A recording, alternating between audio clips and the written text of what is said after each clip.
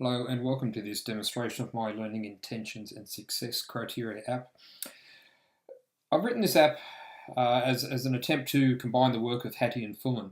Obviously Hattie's work around learning intentions and success criteria, and Fullan's writings about technology serving to accelerate and deepen learning and making it all about the learning and letting technology permeate. So what I've tried to do with this app is take the work of Hattie and Fullan and merge it together into something that's useful for both teachers and students alike. So I'll just take you through how the app operates.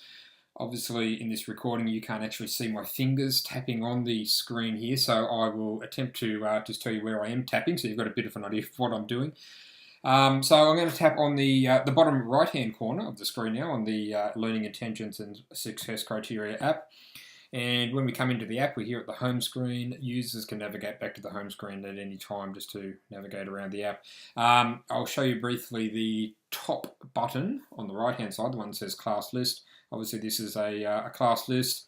Across the top of this screen and all the screens, there are a series of grey navigational buttons. Just below those buttons on this screen is the two blue buttons. One is to add a student, one is to delete a student, so that's how teachers add and delete students. I'll move on to the third grey button here, the one at the top that says Setup, and I'm going to now tap on the left-hand blue button to set up a writing sheet. So teachers use this to set the learning intentions for students simply by coming into this screen here, tapping on each learning intention and selecting from the list. So I've just tapped on the first one there, and you can see here that we have a series of options. Now these options are basically straight out of Plan, and I've taken each of the plan markers and converted them into I can statements.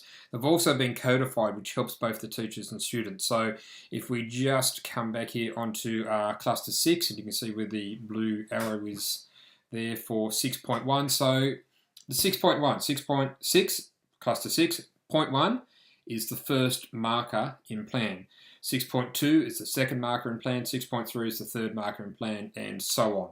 So that's how that codified numbering system works. Teachers, to change what appears on the learning intention sheet, simply click or tap on these, and as I'm doing now, and they can swap them over. So I've just changed that third one but to 6.4.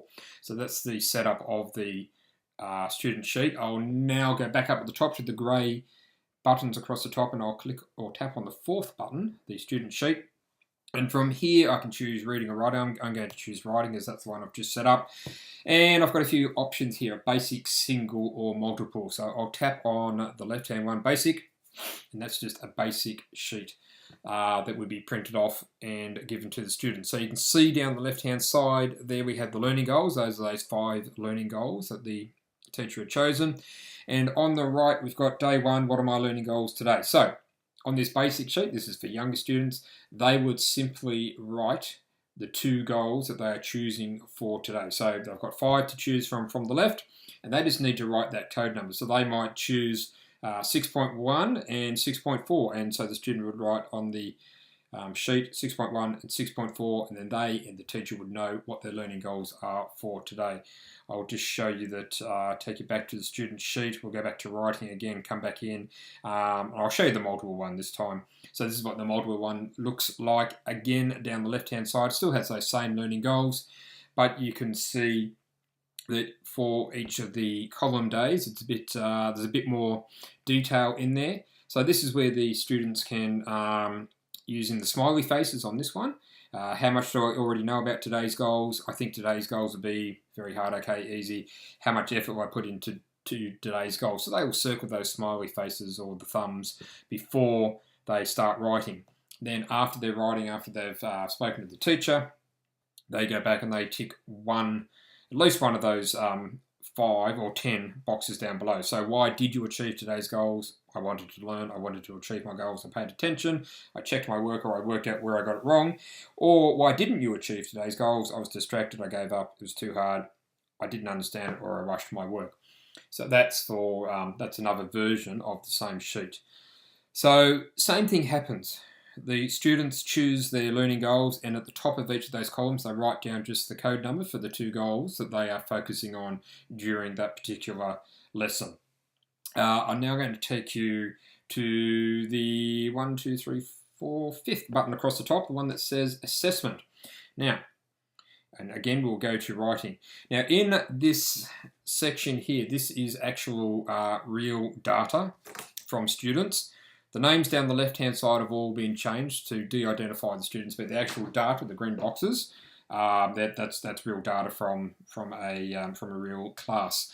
So, at the end of the writing lesson, when the students have hopefully achieved their goals, now they may not have, but if they have achieved their 2 goals, then they take the iPad and they pass it around themselves. So they just simply go to their name. So at the moment, if you look in the green bar across the top, it says Adelaide Smith Writing Assessment. So we're on Adelaide's Writing Assessment. So Adelaide would get the iPad, she would come into this screen here, and let's just say for today she did she achieved 5.2 and 5.3. Then she just taps on the next box on 5.2 and taps on the next box on 5.3, which I've just done then. And you can see that over a period of time, those bars or those boxes fill in. Now, what this does is gives both the student and the teacher an instant overview of how that student is progressing.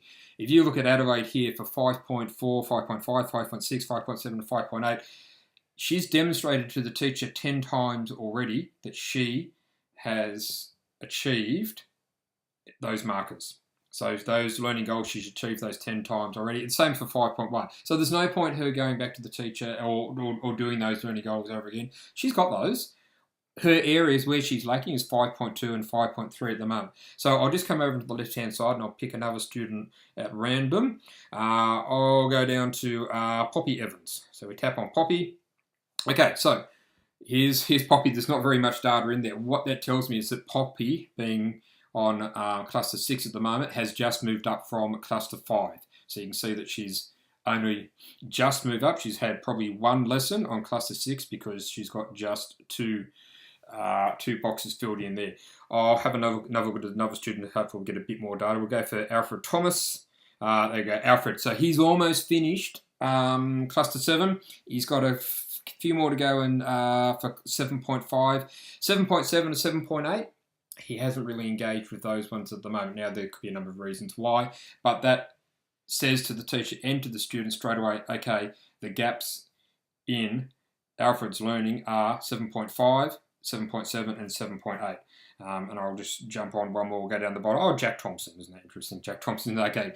Jack's clearly just moved up from cluster 6 onto cluster 7. Again, he hasn't achieved a lot yet, hasn't been working on it for too long, but I'll just tap again just to show you that I'll just tap 7.1, so over a period of time he would fill that in and that will continue across. What you can see too is every time we put that in, it gives the date as well, so the teacher knows the date that the student achieved those goals and in plan. Now, what this does is the students actually fill in the assessment data for the teacher. When it comes time for the teacher to transfer that data into plan, the teacher just needs to open up the app, come into the assessment section. Let's just go up to Adelaide, and we can say, okay, righto, so Adelaide has achieved most of cluster 5. On to the next student, Alice Jones. Alice clearly has finished cluster 5. She's moved on to 6. She hasn't achieved much yet. So the teacher has that assessment data there that the children also know exactly where they are at any point in time. The last button across the top there is the print button, and that's just for obviously to print. So when if you want to print the writing sheets, reading sheets, or whatever, I'll just hit writing and then I will get out of that. Well, here we go. Okay, so we can choose overlay single or multiple. So that's different versions of the sheet that we can choose from. If I chose multiple, it'll come up there, and at this point I'm going to cancel that print job. And no, I don't want to go on with it. So it's come back to the sheet that I asked it to print. So here we go. I'm just going to tap on the home button in the top left-hand corner to bring us back to the home screen. From there too, obviously there's the help button as well. So if people get stuck, there's help available for them. So there we go. That's a brief overview of my Learning Intentions and Success Criteria app. Thank you.